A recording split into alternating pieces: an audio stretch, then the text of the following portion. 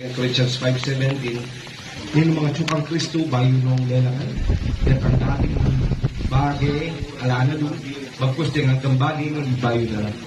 Okay, but bago tayo ang matasabihan ng kita, Romans chapter 12, verse 2, but be transformed by the renewing of your mind, that you may prove what is that good and acceptable and perfect will. Okay. So yung song yung kinta ko niya po ini, pagbaloy ako, sabayin niyo po. Alright?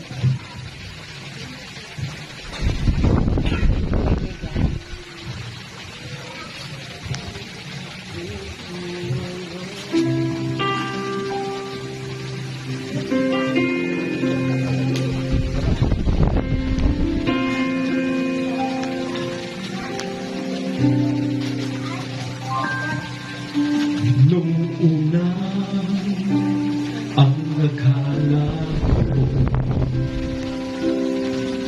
ang buhay ko ay di na magbabago. At kahit ano pang gawin,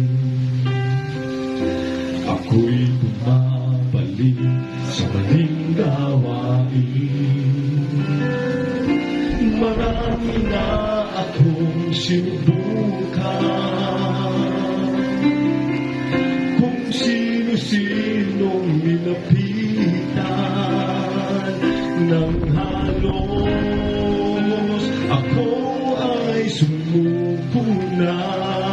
Si Jesus ang nakilala.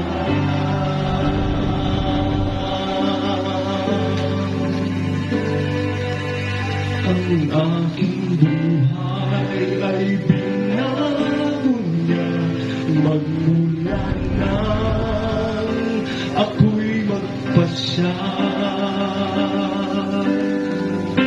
Sa aking puso'y pagharin siya, anong himala ako'y nag-iba.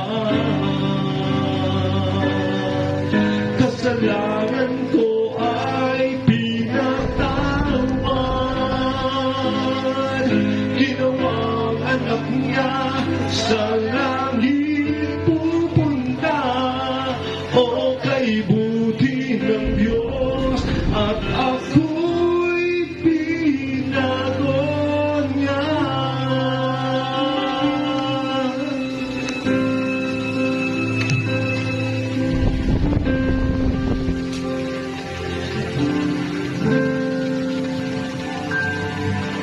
Lumipas ang mga taon, lalong naging tapat ang Panginoon sa aking mga pagkukulang. Siya ang nagtutuwid sa aking daan, kung iisipin ko naman. Sa kahapon ko siya ang kulang sa aking mga kailangan, higit sa sino pa man.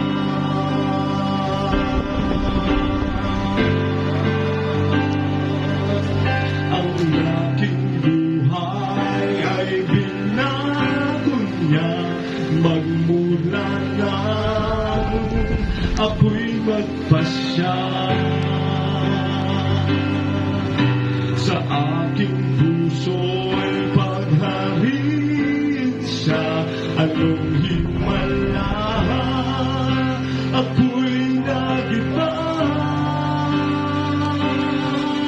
Kasalanan ko ay pinatawad, ginawang anak niya sa langit pupunta.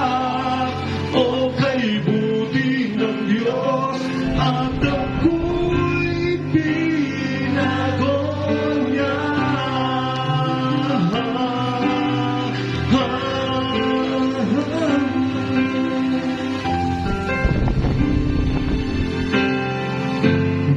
1:12, datapwat sa lahat ng tumanggap sa Kanya ay binigyan sila ng karapatang maging mga anak ng Diyos, maging sa kanila na naniwala sa Kanyang pangalan.